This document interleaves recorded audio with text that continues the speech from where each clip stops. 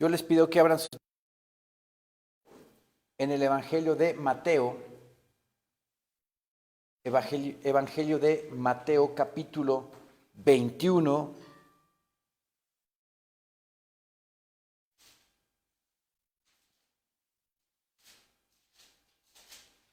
Evangelio de Mateo capítulo 21, versículo 12.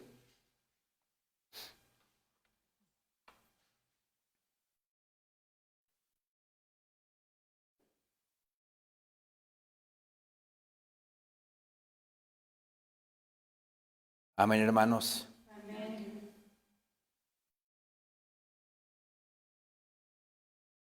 Dice la bendita palabra del Señor.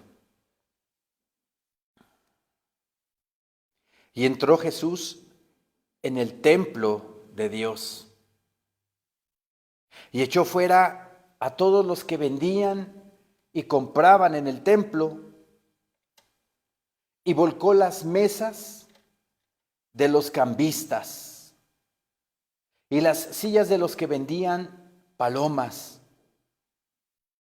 Y les dijo: escrito está, mi casa de oración será llamada, mas vosotros la habéis hecho cueva de ladrones. Acababa nuestro Señor Jesucristo de entrar a Jerusalén en la entrada triunfal,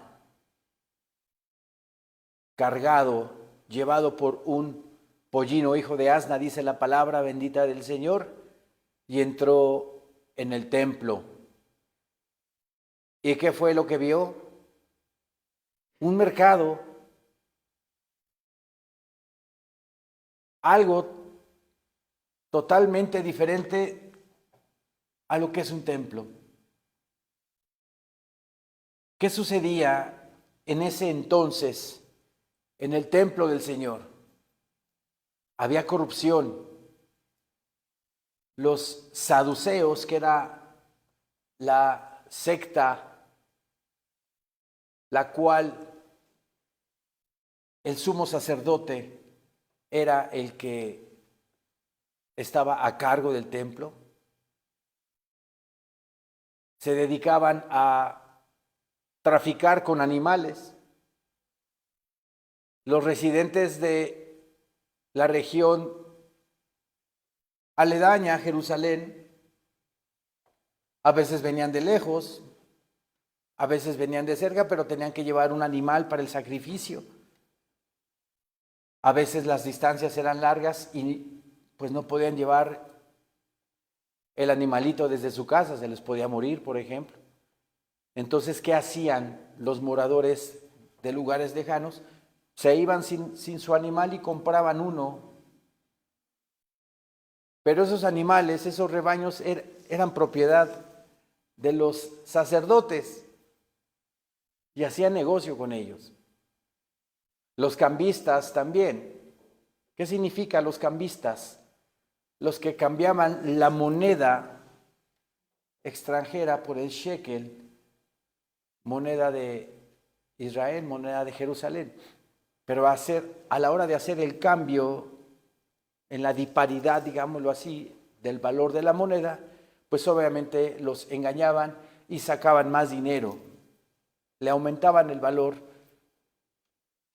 al shekel. Entonces había un tráfico de animales impresionante y ganancias turbias sobremanera. Por eso nuestro Señor Jesucristo se enoja y empieza a tirar las mesas. Mi casa será llamada casa de oración,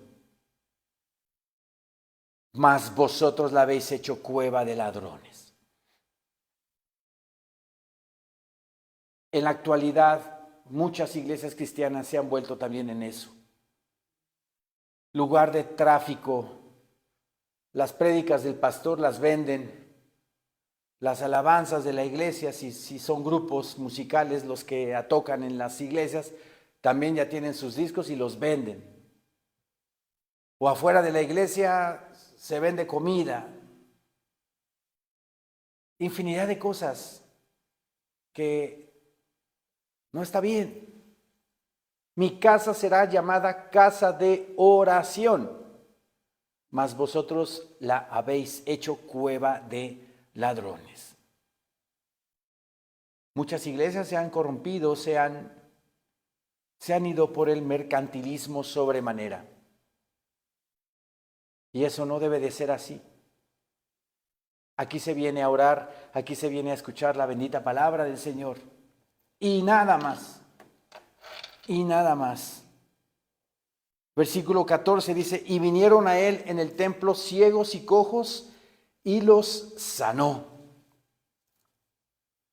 Pero los principales sacerdotes y los escribas, viendo las maravillas que hacía, y a los muchachos aclamando en el templo y diciendo, Hosana al Hijo de David, se indignaron. O se llenaron de celos, se llenaron de envidia, ¿verdad? No toleraban que nuestro Señor Jesucristo hiciere tales cosas. Y le dijeron, ¿oyes lo que estos dicen? Y Jesús les dijo, sí, nunca leísteis, de la boca de los niños y de los que maman, perfeccionaste la alabanza.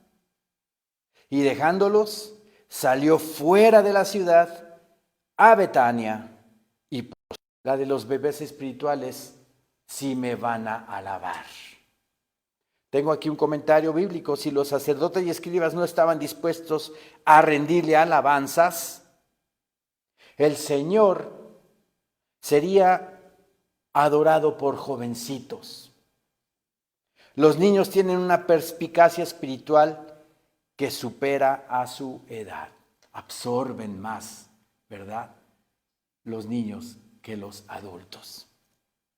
Porque ese orgullo de los niños todavía no está, digamos que disparado. Ese orgullo todavía no está sujeto a su carne, como nosotros, que ya somos grandes y que a veces la carne gana. Pero el Espíritu Santo de Dios, al que de verdad quiere adorar en espíritu y en verdad al Señor, se dejará ser gobernado por el Espíritu Santo, dejando todo orgullo, dejando toda vanidad, dejando todo ego. Repito el versículo 16, y le dijeron, ¿oyes lo que estos dicen? Y Jesús les dijo, sí, ¿nunca leísteis? De la boca de los niños y de los que maman, ¿perfeccionaste la alabanza? Ahora también se refiere a esos niños espirituales, a esos niños en Cristo que necesitamos, pero también que reconocemos, ¿verdad? Que sin Él no somos nada, sin Él no somos nadie y que necesitamos completamente de Él, ¿sí? Hay una parte en las Escrituras donde mi Señor Jesucristo le dice, voltea al cielo y le dice a nuestro Señor Dios Santísimo, Padre, yo te alabo porque estas cosas las escondisteis de los sabios y de los entendidos y las diste a los niños. Sí, Padre, dice, porque así te agrado. Esos niños de los que habla somos nosotros. Somos los que reconocemos los que somos pobres en espíritu y reconocemos que sin Dios estamos perdidos. Sin Dios nada somos. A nosotros también nos habla aquí. De la boca de los niños y de los que maman, perfeccionaste la alabanza. De los humildes espirituales, de los que reconocen esa necesidad del Señor. Y dejándolos, salió fuera de la ciudad a Betania y posó allí. Por la mañana, volviendo a la ciudad, tuvo hambre. Y viendo una higuera cerca del camino, vino a ella y no halló nada en ella, sino hojas solamente. Y le dijo: nunca jamás nazca de ti fruto. Y luego se secó la higuera. El Señor tuvo hambre, era ser humano también, tenía la necesidad de comer, tenía la necesidad de beber. Cuando nuestro Señor Jesucristo predicaba, sanaba, curaba, hacía milagros, buscaba, nos dice la Escritura que también buscaba el momento aparte para descansar.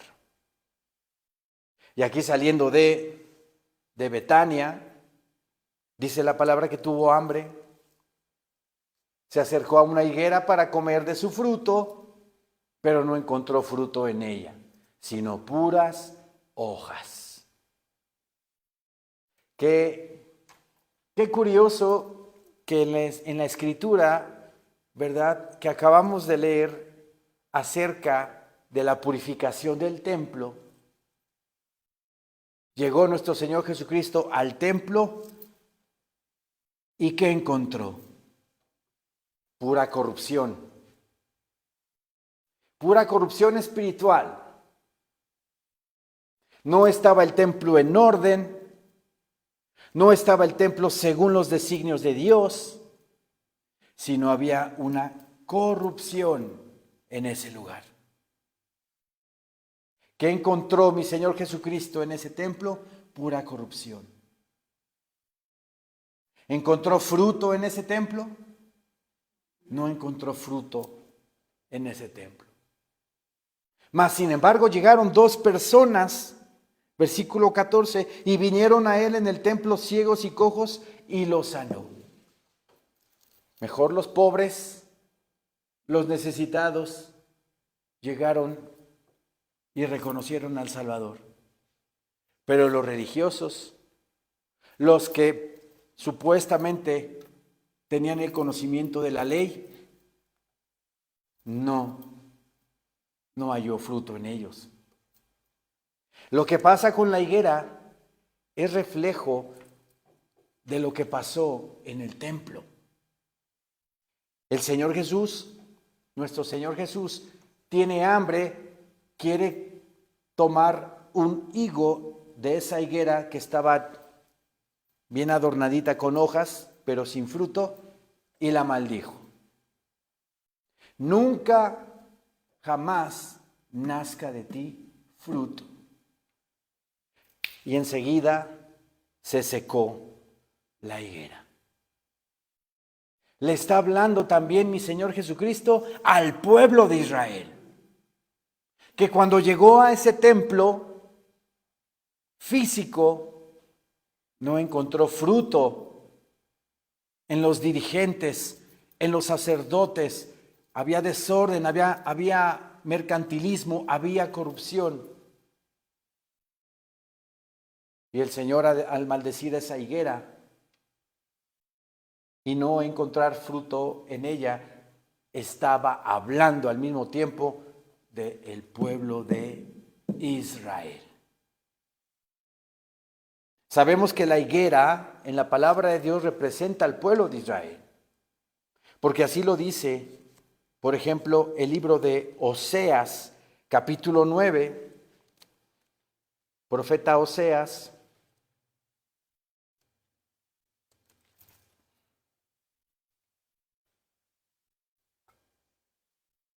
Oseas 9, versículo 10.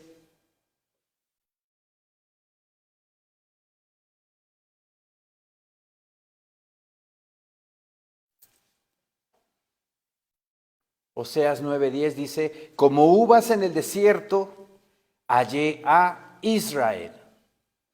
Como la fruta temprana de la higuera, en su principio vi a vuestros padres. También en la palabra del Señor, nuestro Dios también compara al pueblo de Israel con un viñedo, ¿sí? Con las uvas, con una viña con una higuera también y los higos. Aquí habla de uvas, pero también habla de higos. Dice, como uvas en el desierto, hallé a Israel, como la fruta temprana de la higuera. En su principio vi a vuestros padres. Otra parte de la escritura que habla y compara a la higuera con el pueblo de Israel es Jeremías 24:5.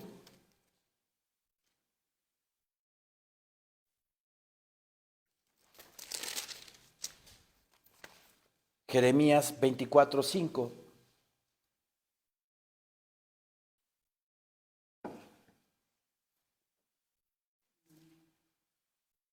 Dice nuestro Señor en su palabra bendita.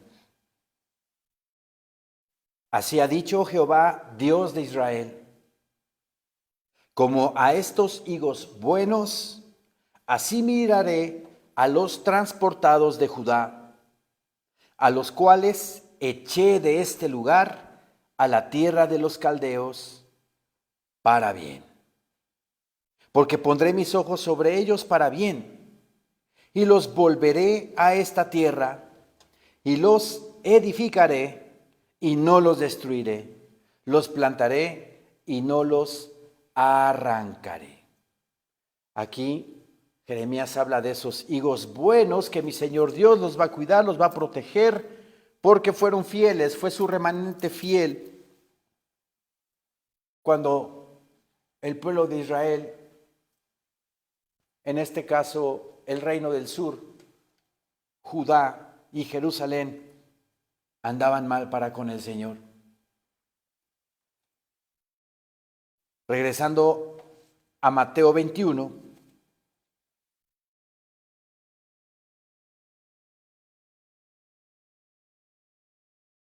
dice el Señor en su palabra, y viendo una higuera cerca del camino vino a ella y no halló nada en ella, sino hojas solamente.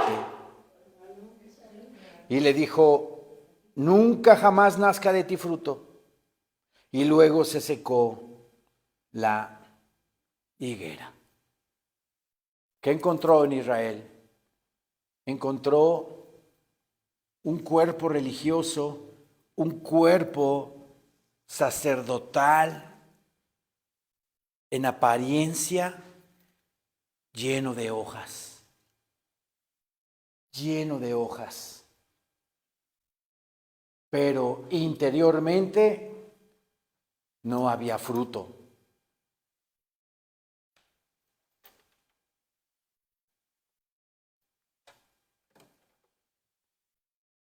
Falta poco para que comencemos la tribulación, muy poco. Y de ahí 3 años y medio, donde habrá persecución, donde habrá sufrimiento. Mi Señor nos dice, nos pregunta en sus escrituras, Lucas capítulo 18, dice que cuando venga Jesús a la tierra, ¿encontrará fe? No la va a encontrar. La apostasía está a todo lo que da. Hermanos en Cristo enfriándose. Hermanos en Cristo dejando el fundamento de la fe. Iglesias cristianas permitiendo la fornicación, permitiendo el adulterio, permitiendo la homosexualidad, permitiendo el lesbianismo, adaptándose al mundo. Esa es la apostasía.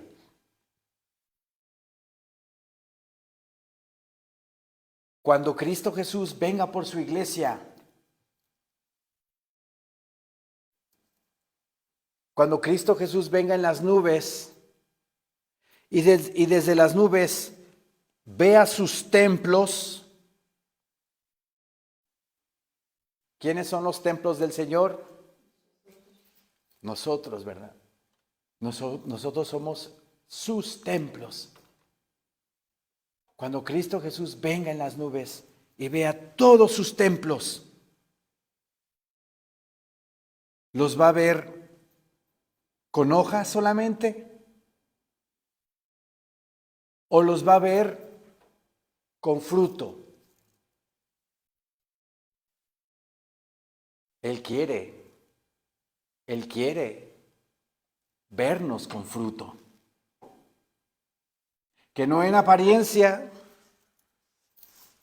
no en fachada, vengo a la iglesia, alabo, adoro al Señor, lo exalto, lo glorifico, pero es una hoja. Cuando yo salga a la calle y me voy a mi casa, pues ya me estoy peleando con el vecino, me estoy peleando con la vecina, estoy haciendo cosas que no le agradan a Dios. ¿Ese es tener fruto? No es tener fruto. Debemos de dar ese fruto. Y más ahorita que estamos ya en vísperas de la tribulación. Si ustedes han visto las noticias o han escuchado por ahí que en Europa ya están los musulmanes persiguiendo, acosando a los judíos. Tenía que ser así. Recuerden que desde hace algunos años el proyecto de George Soros de las migraciones multitudinarias en diferentes partes del mundo. ¿Se acuerdan que aquí en el Instituto Bíblico vimos en la portada de la revista The Economist del 2017, en uno de los cuadritos o segmentos de la portada, veíamos infinidad de gente viniendo, ¿verdad?, hacia Estados Unidos. Multitudes de personas. Al año siguiente se viene la caravana, ¿verdad?, de Centroamérica, pasando por México y yendo para Estados Unidos. ¿Con qué intención?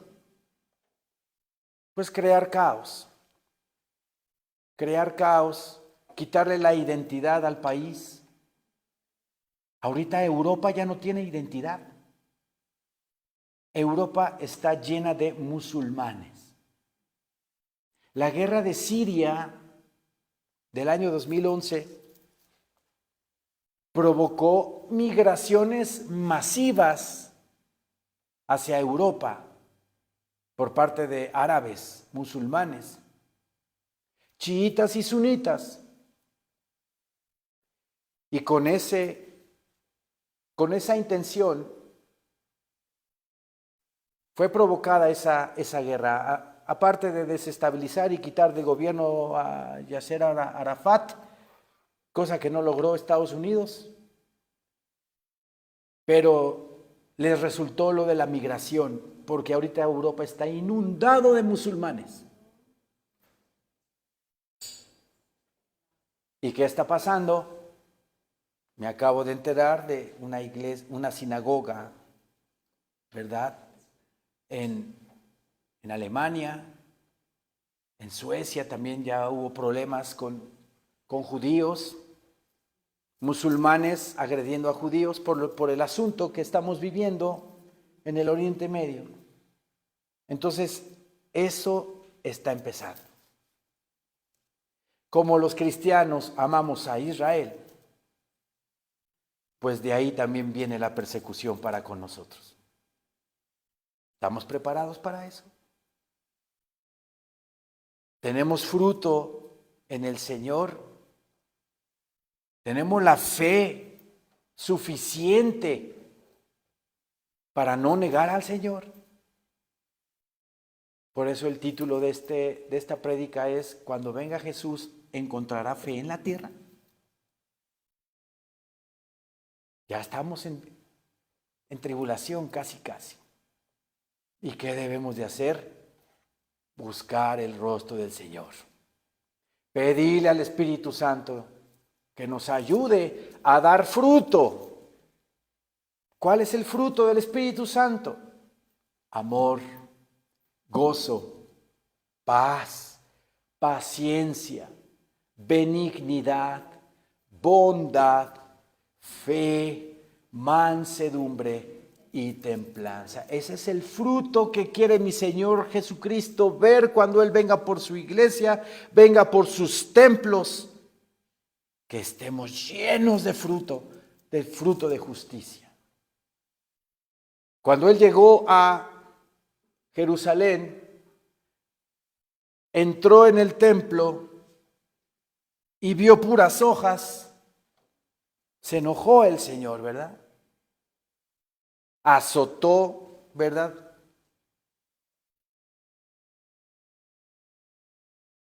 Las mesas, tiró las mesas a los cambistas,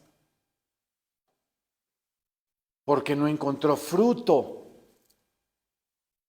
En esos 3 años y medio de ministerio, no encontró fruto.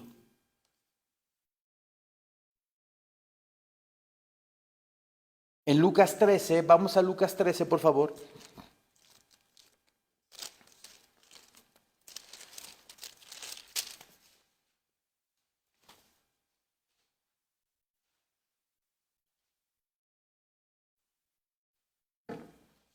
Lucas 13, versículo del 6 al 9.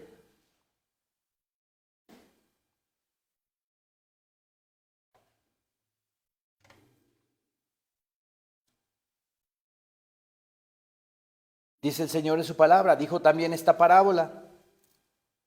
Tenía un hombre una higuera plantada en su viña y vino a buscar fruto en ella y no lo halló. Y dijo al viñador, he aquí, hace 3 años que vengo a buscar fruto en esta higuera y no lo hallo. Córtala, ¿para qué inutiliza también la tierra?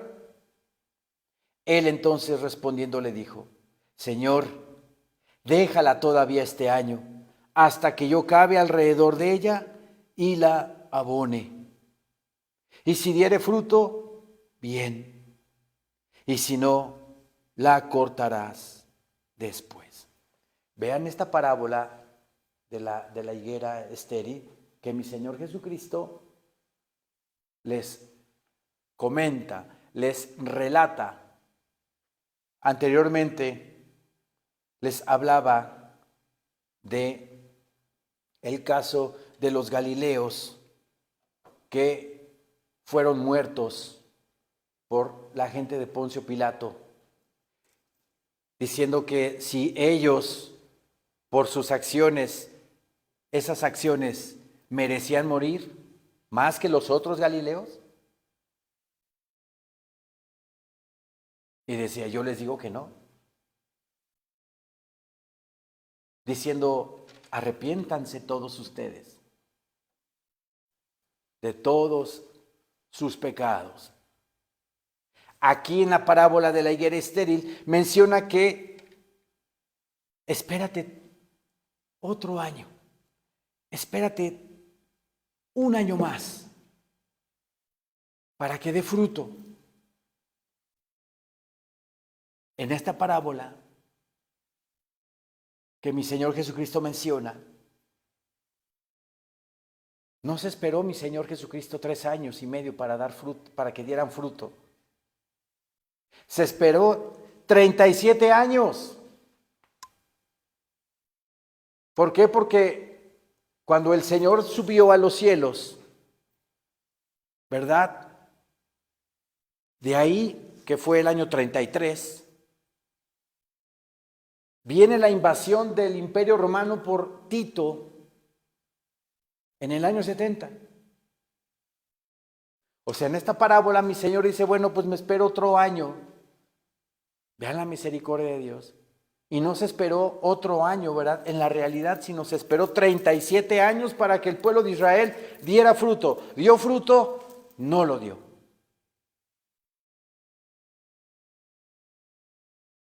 Por eso la pregunta es aquí, cuando venga Jesús a la tierra, ¿hallará fe? Cuando venga Jesús en las nubes y vea a sus templos vivos, que somos nosotros, ¿nos va a ver con puras hojitas o nos va a ver con fruto de justicia? Si nos falta ese fruto de justicia, ¿qué tenemos que hacer? Orar. Si soy impaciente, ayúdame, Señor mío, a ser paciente. Si no soy bondadoso, Señor mío, ayúdame a ser bondadoso. Si no tengo templanza, Señor mío, ayúdame a no perder los estribos luego. Y otra forma de que la carne se someta al espíritu es ayunando. Ayunemos para someter la carne, afligir el espíritu, someter la carne, que predomine el espíritu sobre la carne y pedir en oración al Señor, ayúdame, Señor mío, a dar fruto de justicia para que cuando tú vengas por tu iglesia, Señor mío, tú veas fruto en esta higuera, Señor. Y no veas puras hojitas en mí y no me lleves contigo. ¿Se imaginan qué terrible? ¡Qué terrible! Si lo que estamos viendo el día de hoy en el mundo está feo, al final de la tribulación, imagínense, antes que venga Cristo por su iglesia, más feo va a estar el asunto. Y todavía mucho más feo va a estar el asunto en la gran tribulación. Como dice la Escritura, hoy, hermanos. Hoy, como decía nuestro expresidente, ¿verdad? Hoy es el día. Hoy es el día. Ponernos a cuentas con el Señor. Congregarme más oración, más lectura de la palabra. Si hace falta ayuno, ayuno también. Ya nos alcanzó el tiempo. Y tenemos que estar preparados para lo que viene. Regresemos por favor a Mateo.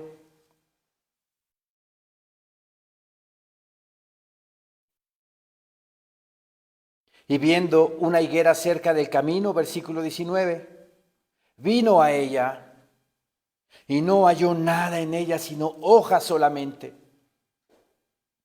Y le dijo, nunca jamás nazca de ti fruto. Y luego se secó la higuera. En Isaías 5, vamos a Isaías 5, por favor. Versículo 1.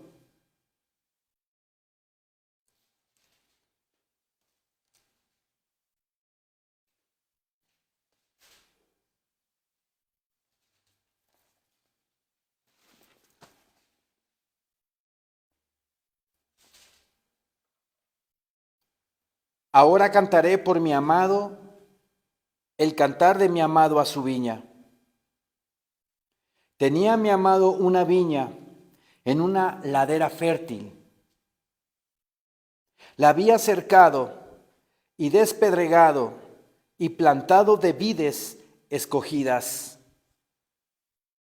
Había edificado en medio de ella una torre y hecho también en ella un lagar. Y esperaba que diese uvas, y dio uvas silvestres.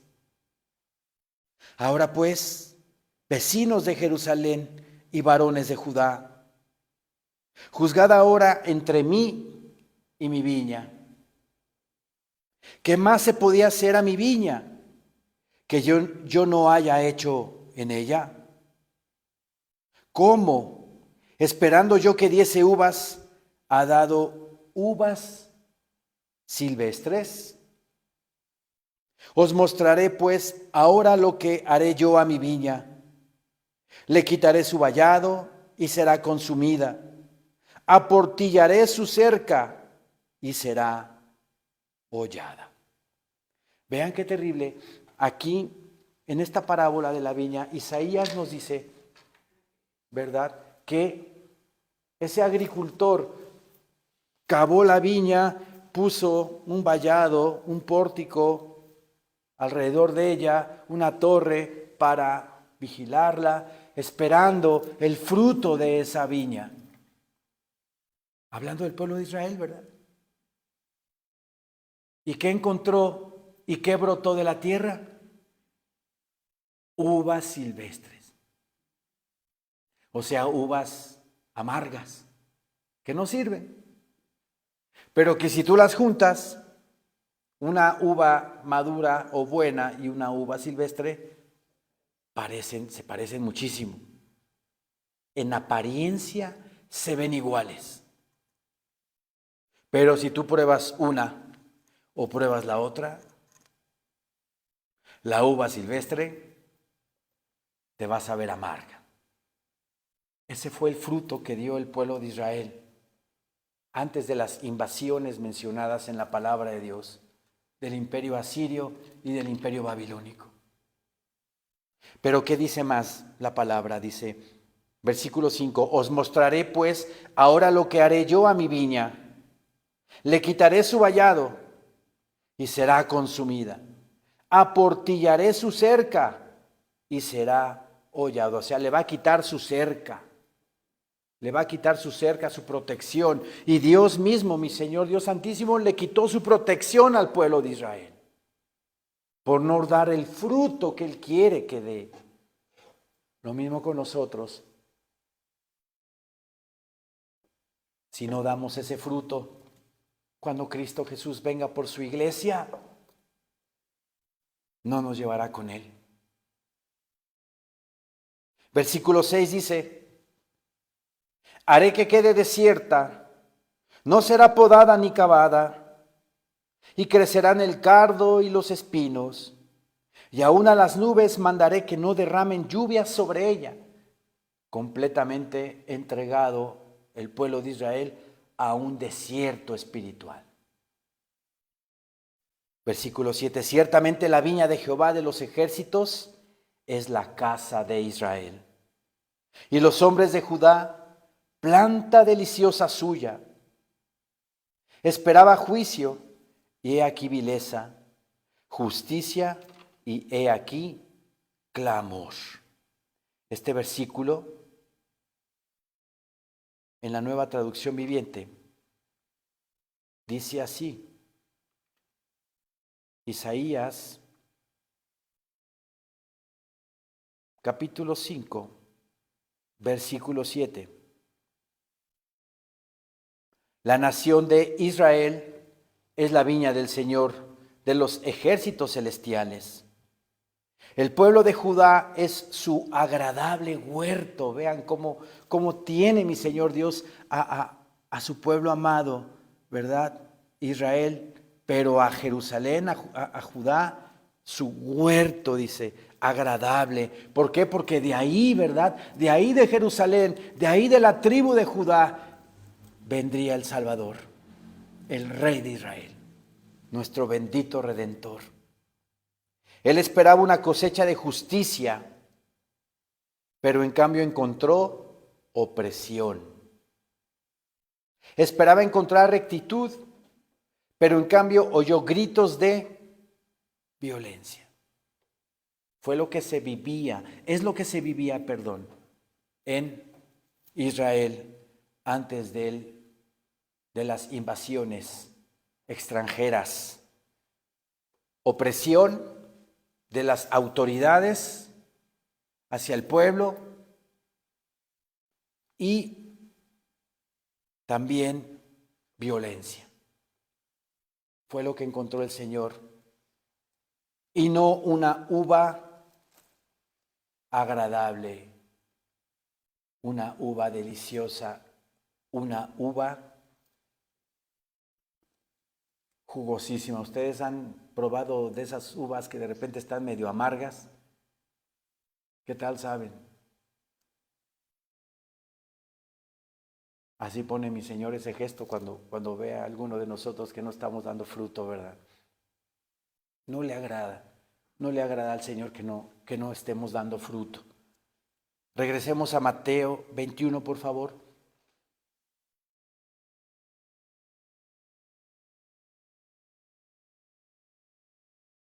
Y viendo una higuera cerca del camino, vino a ella y no halló nada en ella, sino hojas solamente. Y le dijo, nunca jamás nazca de ti fruto. Y luego se secó la higuera.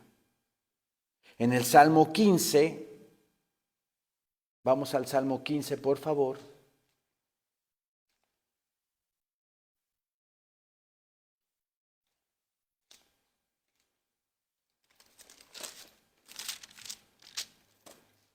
Salmo 15, versículo 1.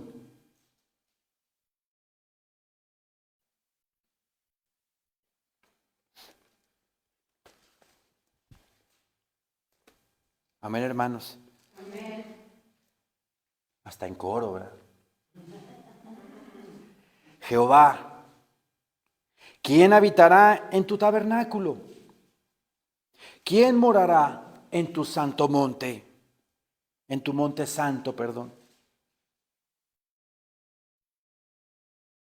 Versículo 2, es la respuesta.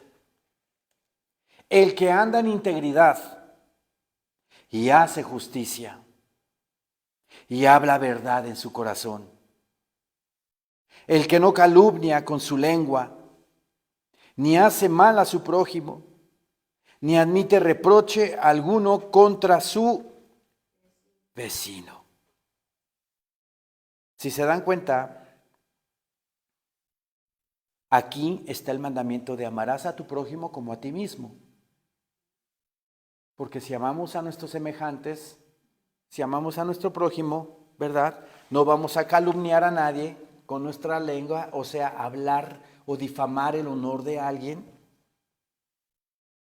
No le vamos a hacer ningún mal a nadie. No le vamos a robar, no le vamos a decir mentiras, no vamos a querer sacar provecho de alguien. Versículo 2 dice, el que anda en integridad y hace justicia. El que vive en integridad es el que es de una sola pieza. El que no anda con doblez, ¿verdad? Coqueteando con el mundo y coqueteando con el Señor, sino definido, íntegro. Soy cristiano y mi título de cristiano, ¿verdad? Lo tengo que ejercer y que vea la gente que verdaderamente soy cristiano. No hablándole golpeado a la gente, no difamando a nadie, como aquí dice, el que anda en integridad y hace justicia y habla verdad en su corazón. Ay, pastor, una mentirijilla de esas blanquitas, piadosas. Mentira del diablo, no existen esas mentiras. La mentira es mentira. Y no hay mentiras piadosas, eso es una paradoja, ¿verdad? Porque la piedad tiene que ver con las cosas de Dios. Y la mentira con las cosas del diablo. Entonces imagínense una mentira piadosa, pues chocan, ¿verdad? El agua y el aceite. El que no calumnia con su lengua, ni hace mal a su prójimo, ni admite reproche alguno contra su vecino. Aquí en estos dos versículos, sobre todo en el versículo 3, estoy viendo yo, amarás a tu prójimo como a ti mismo. En el Salmo 24,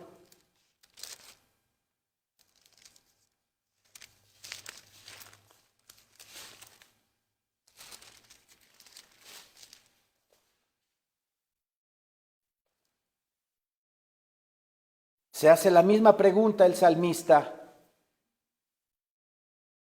Versículo 3 dice, ¿quién subirá al monte de Jehová? ¿Y quién estará en su lugar santo? Se contesta David, el limpio de manos y puro de corazón.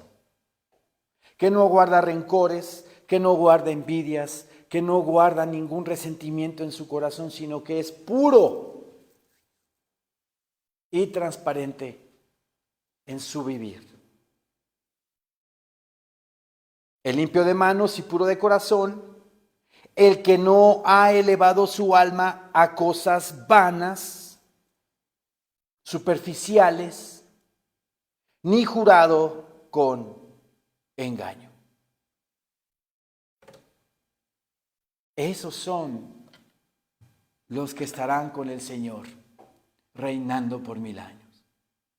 El íntegro, el que ama a su prójimo, el que no calumnia ni difama a nadie, sino el que hace obras en la fe, el que ayuda al prójimo, al necesitado, al menesteroso. Repito la pregunta, cuando Cristo venga por su iglesia, ¿cómo encontrará esos templos? ¿Los encontrará con puras hojitas o encontrará fruto en ella? Regresemos a Mateo 21, perdón. Mateo 21, versículo 20. Viendo esto, los discípulos decían maravillados: ¿cómo es que se secó enseguida la higuera? Respondiendo Jesús les dijo: de cierto os digo que si tuvierais fe y no dudareis, no solo haréis esto de la higuera, sino que si a este monte dijereis: quítate y échate en el mar, será hecho. Y todo lo que pidiereis en oración, creyendo, lo recibiréis. Todo lo que pidiereis en oración, creyendo, lo recibiréis. Obviamente, todo lo que pidamos sujeto a la voluntad y a la palabra de Dios. Si el Señor, mi Dios, me diera todo lo que yo le pida, ¿seguiría yo fiel a Él? No. Señor mío, yo quiero mi casota. Pues es que no siempre nos vamos por lo material. Siempre nos vamos por lo material. Dame mi casota, dame mi carrote, dame mis viajesotes, dame mi buena ropa, dame... Siempre nos vamos por lo material, lo de este mundo, y al final dejamos lo espiritual. Pero es al revés. Primero somos en nuestro interior, trabajar con nosotros, que el Señor y su Santo Espíritu trabaje en nosotros para dar fruto. Y ya si Él quiere bendecirme con algo más, lo hará. Pero como dice también aquí en Mateo, mas buscad primeramente el reino de Dios y su justicia, y todas estas cosas os serán añadidas. ¿Cuáles cosas? Comer, vestir, calzar, dormir en un techo, lo básico, lo que todo ser humano necesita. Eso es garantía de parte de Dios de que no nos va a faltar. Eso ténganlo por seguro. Como dice el salmista David, fui joven y he envejecido. Nunca he visto a justo desamparado, ni a su descendencia que mendigue pan. Mi Señor bendito y santo, al justo, al hijo, a su hijo, al que está entregado, siempre lo sustentará con la diestra de su justicia. Siempre, siempre. Lo demás ya es añadidura. Lo demás ya es añadidura, pero debemos de estar contentos con lo que tenemos, como dice Pablo también. Un noble judío que en la carne era de lo más selecto de Israel. Como dicen aquí en este mundo, pues ya la tenía hecha, ¿no? Según los ojos del mundo, pero no según los ojos de Dios. Porque si él siguiera persiguiendo, matando, encarcelando cristianos, ¿a dónde iba a ir su alma?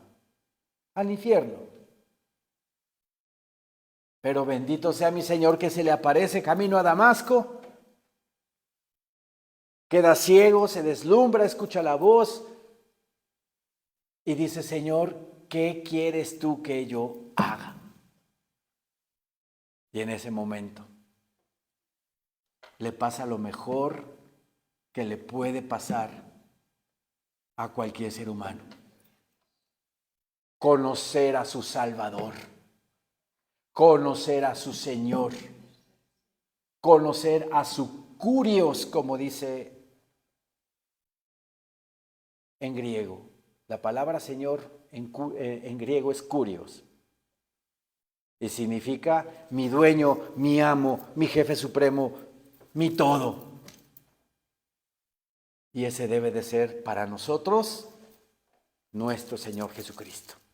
Amén. Nuestro amo, nuestro dueño, es mi dueño. Me compraste, Señor mío, por precio, y el precio fue tu sangre bendita derramada en la cruz del Calvario.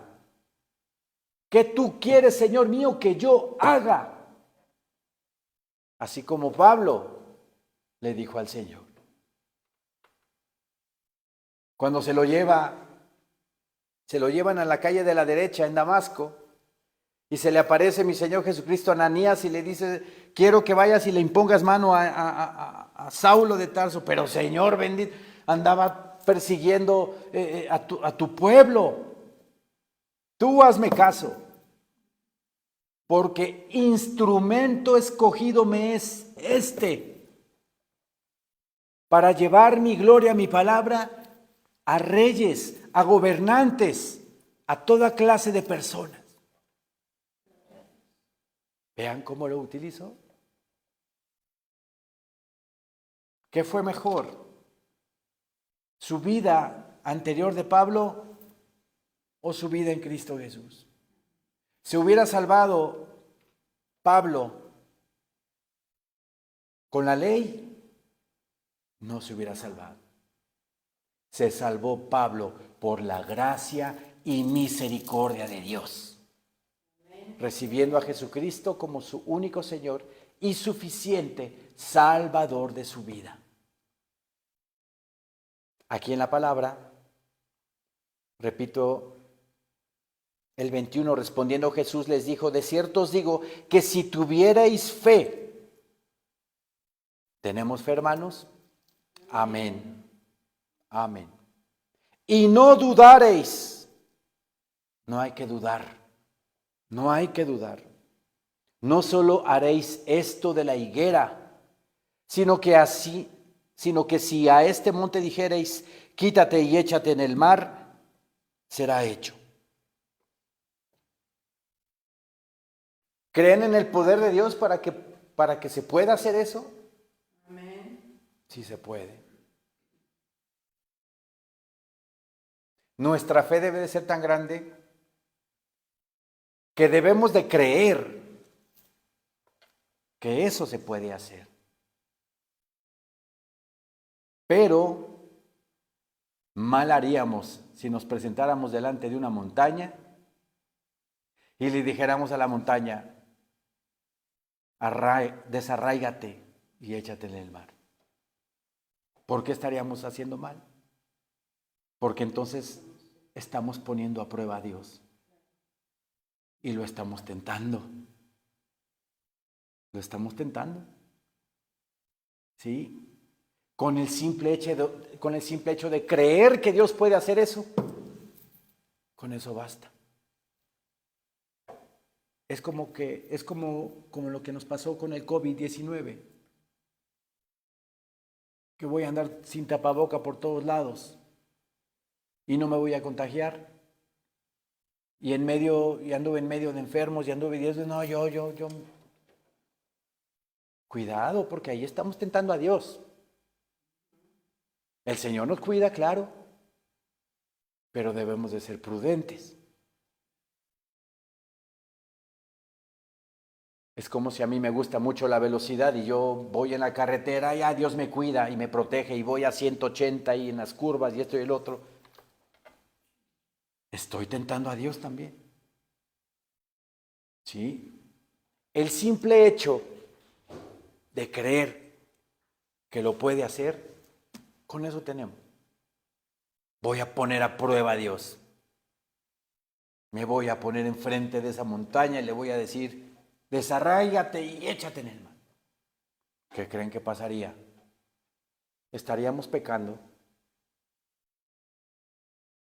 ¿Sí se entiende lo que estoy diciendo? No tentar al Señor. De hecho, aquí tengo un comentario bíblico de William MacDonald que dice, si tuvierais fe y no dudareis, esto presupone que lo solicitado es efectivamente la voluntad de Dios. Es por voluntad de Dios.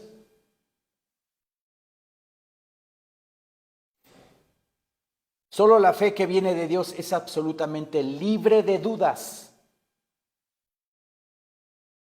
Un milagro de semejantes dimensiones, de desarráigate, esta montaña que se desarraiga y fuese echada en el mar.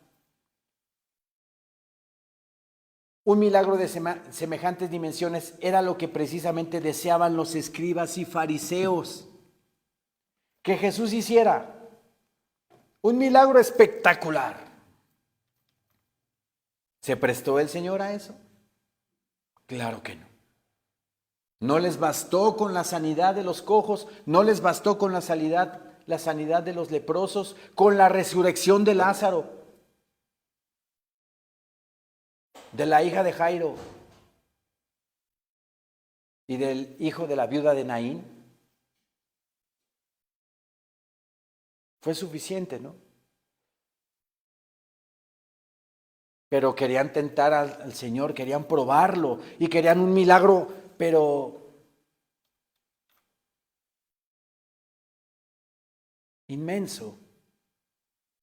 Él siempre se negó. Aquí en esta parte les habla figurativamente sobre el inmensurable poder de Dios. Por eso yo les digo, con el hecho de creer, con eso tenemos, de que Él lo puede hacer. Liberado en quienes tienen verdadera fe. Porque entonces si pongo a prueba la fe, si estoy poniendo a prueba mi fe, diciéndole al monte, desarráigate y échate en el mar, entonces estoy dudando de Dios. Con creer, con el hecho de creer que lo puede hacer, con eso tenemos. Ahorita me vino a la mente el milagro hermoso que hizo el Señor apenas, creo que ayer o antier. Jordanos civiles se empezaron a organizar para aventar armas caseras, bombas Molotov a la frontera entre Jordania e Israel. Era una turba grande la que iba a suceder ahí. Se estaban organizando para atacar a Israel desde Jordania ahora. ¿Qué pasó? Una tormenta de arena llegó del oeste al este. Y si ustedes ven las imágenes en Twitter, es impresionante. Toda una tolvanera de color como rojizo. Y apenas una persona de la otra se ocultaba, no se dejaba ver. ¿Quién fue el que hizo eso? Dios. Dios nuestro Señor. Con el simple hecho de creer que Dios fue el que lo hizo, con eso tiene Dios. ¿Sí? Entonces, es figurativo lo que aquí dice. Respondiendo Jesús les dijo, de cierto os digo que si tuvierais fe y no dudareis, no solo haréis esto de la higuera, sino que si a este monte dijereis, quítate y échate en el mar, será hecho. Y todo lo que pidiereis en oración, creyendo, lo recibiréis. Lo recibiréis. Todo de acuerdo a la bendita voluntad de Dios nuestro Señor. Así es de que, si no tenemos fe en que Cristo va a venir por su iglesia, si no tenemos fe en que viene el arrebatamiento de la iglesia, en que estamos en los tiempos finales, somos puras hojas. Pero si tenemos la fe de que Cristo ya viene pronto, de que Cristo Jesús viene por su iglesia, de que estamos a punto de entrar a la tribulación, si lo creemos, ¿verdad? Entonces esa fe en nosotros va a ser un motor en nuestra vida para buscar el fruto. Si no tenemos ese fruto de justicia, podamos tenerlo y podamos nosotros llegar en el momento preciso, en el momento adecuado. Cuando el Padre diga, ven por tu iglesia, ven por tu novia, venga Cristo Jesús en las nubes y nos lleve con Él a su reino celestial. Amén, hermanos. Levantémonos, por favor.